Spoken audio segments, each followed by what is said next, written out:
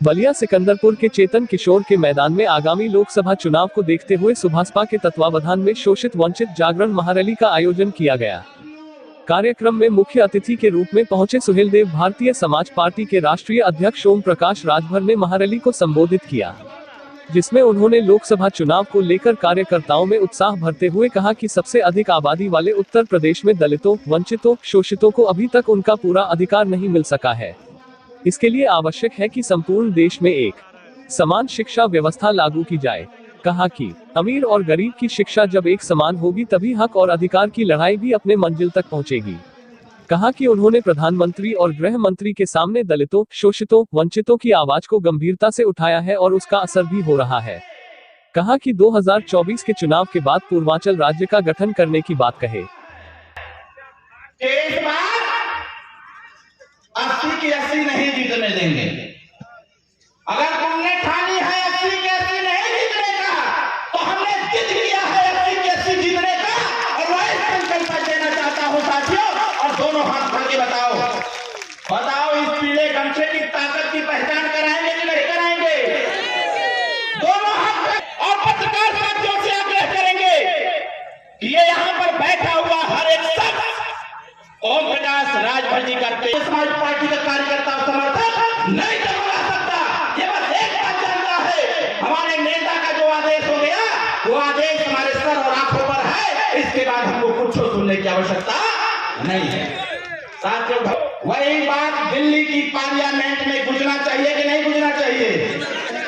दोनों हाथ उठाके बताइए, नेताजी की आवाज दिल्ली में जानी चाहिए कि नहीं जानी चाहिए? लोकसभा में कूच कर देना साथियों, और जाकर के वहां पर एक कार्यकर्ता, एक समर्थक, एक मतदाता को समझाने का प्रयास करे कि अब गरीबों की आवाज। आपने देखा होगा कि गरीबों के बीच में घूम घूम करके गरीबों के चाहे ऑपरेशन का सवाल हो, चाहे इलाज का सवाल हो, बिना सदन में गए ही लाखों गरीबों का इस धरती पर इलाज कराने का काम किया है।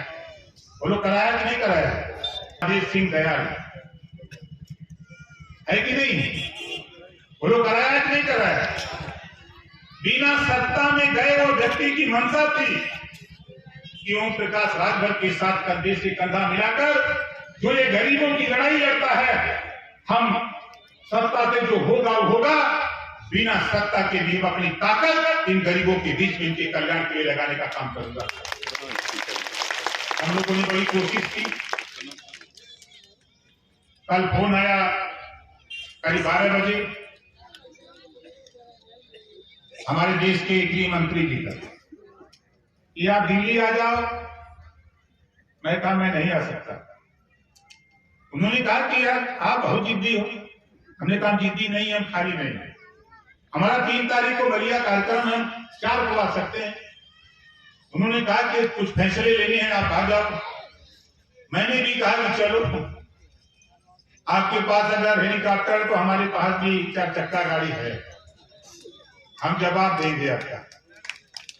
और मन बना करके मैं और अरविंद राजभर निकले,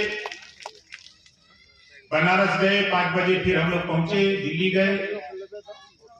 1 बजे तक हमारी उनकी वार्ता होती रही। काफी गरम गरम रहा, कुछ खट्टा मीठा रहा।